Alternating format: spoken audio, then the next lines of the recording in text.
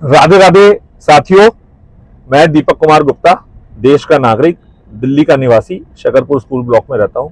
आज देश की सभी माताओं को, बहनों को और मित्रों को महिला दिवस की बहुत बहुत शुभकामनाएं। ठाकुर जी की कृपा इस देश पे, इस धरती पे ऐसे ही बरसती रहे और मातृशक्ति स्ट्रांग होती रहे, उनकी शक्ति बढ़ती रहे, उनमें जागृति बढ़ती रहे और हम इंसानों में, हम मनुष्यों में मातृशक्ति को लेके इज्जत, मान सम्मान की भावना दिल से जागृत हो। दूसरा एक बात और कहना चाहूंगा इस वुमेन्स डे पे, सभी लोगों से कि हमें मातृशक्ति की शक्ति को समझना है, उसके महत्व को समझना है। मातृशक्ति के बिना देश का विकास नहीं हो सकता।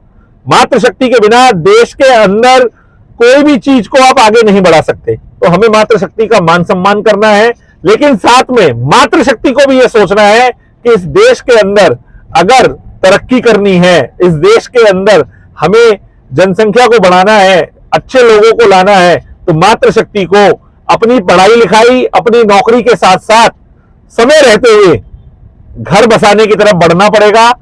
घर बसाना भी उतना ही जरूरी है जितना अपने पैरों पे खड़ा होना है, क्योंकि घर बसेगा जब जाकर के मनुष्य की उत्पत्ति होगी। मनुष्य की उत्पत्ति होगी तो इस देश का विकास होगा।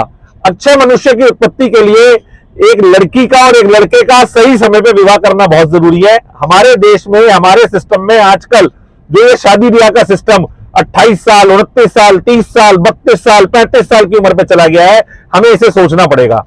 लड़कियों के लिए ideal as as a gynaecologist, as a medical science to conceive a baby होती है 20 साल से लेकर के 21 साल से लेकर के 25-26 साल की। और आज की डेट में 28, 29, 30, 32, 35 साल तक तो लड़कियां शादी के लिए नहीं सोच रही है।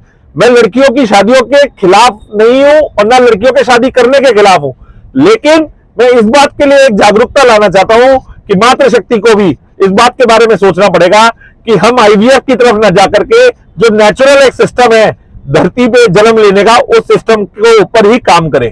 राधे राधे।